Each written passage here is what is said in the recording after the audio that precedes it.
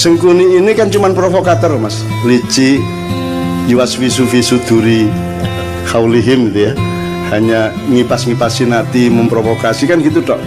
Itu kejahatannya tidak sampai ke terorisme, tidak sampai ke pengeboman bunuh orang massal kan, nggak sampai ke pembunuhan massal.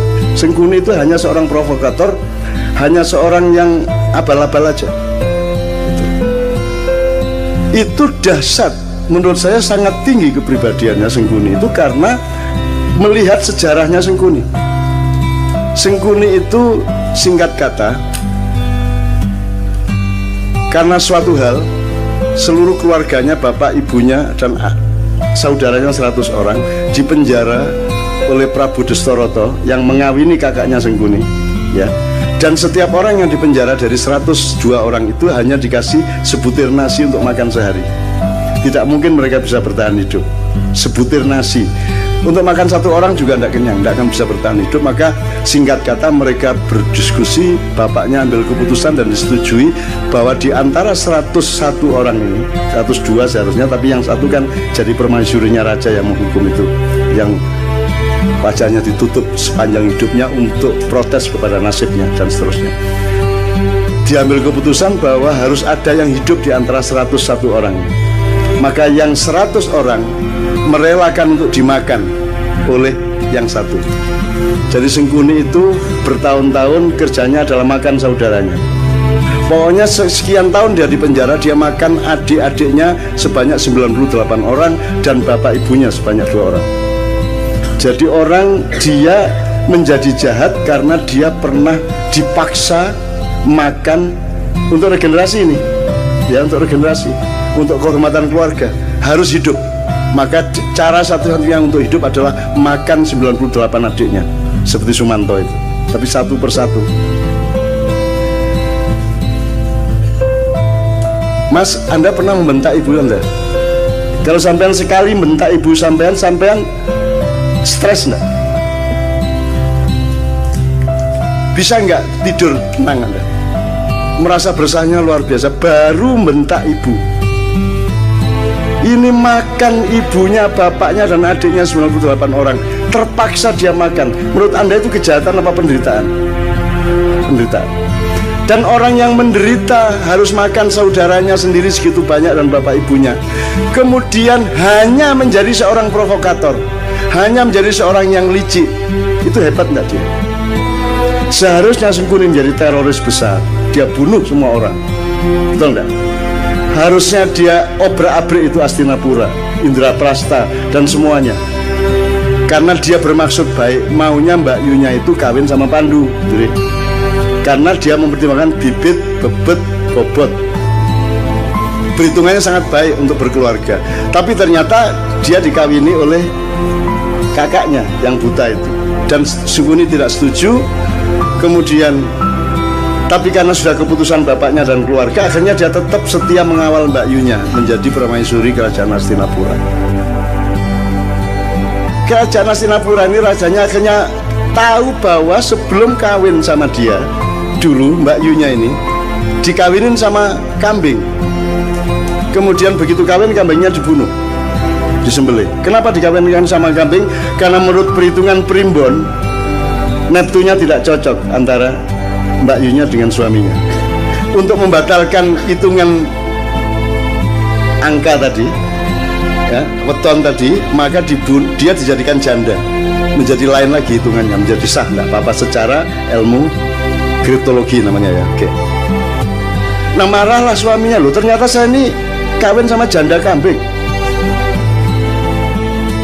Marah dia, ditangkap semua, bapaknya Sengkuni, ibunya Sengkuni, adik-adiknya Sengkuni, 101 orang dikasih makan cuma sebutir beras satu orang. Akhirnya singkat kata Sengkuni makan itu, dan kemudian dia menjadi seorang provokator, seorang yang licik, yang culas.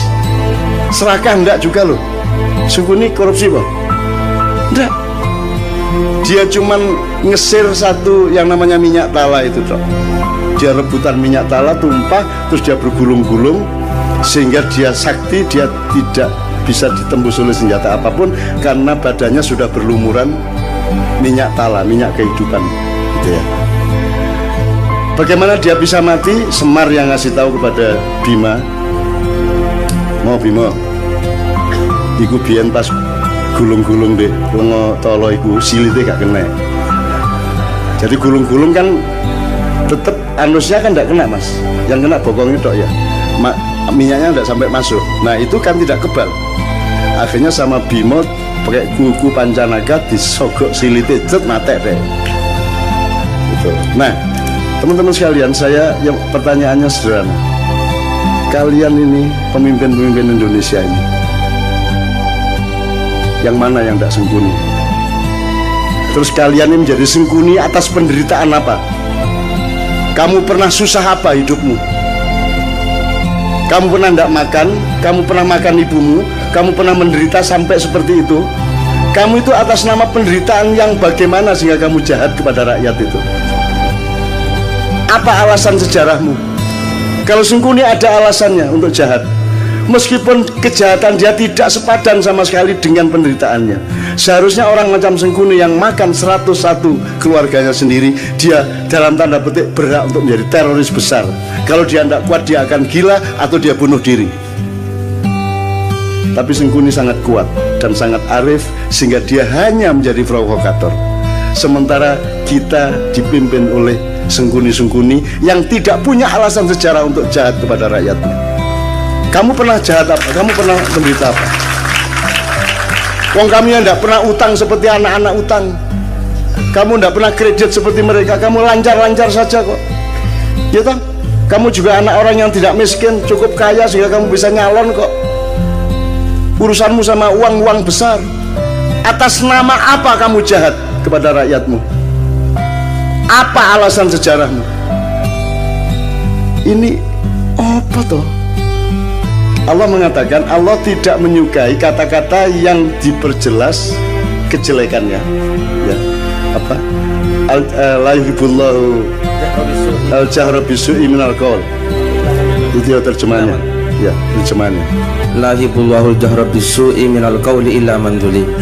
Tidak, Allah tidak menyukai perkataan yang nyaring tentang keburukan kecuali orang yang didolimi. Jadi meso, ya boleh. Dendam, bagi orang yang didolimi.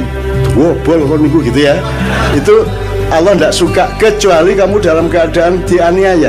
Jadi kalau dianiaya, Allah membatalkan ketidaksukaan. Ya wis rapopo wong menderita kok gitu loh. Itu hukum Allah loh. Nah ini Indonesia nih, kamu itu menderita apa sehingga kamu kejamnya begitu rupa kepada rakyat? Kamu pernah menderita apa? Kamu pernah miskin apa? Karena kamu pernah puasa kayak apa? Kamu pernah tirakat apa? Kamu lancar-lancar semua kok. Kamu bisa membayar miliaran kok jadi pejabat.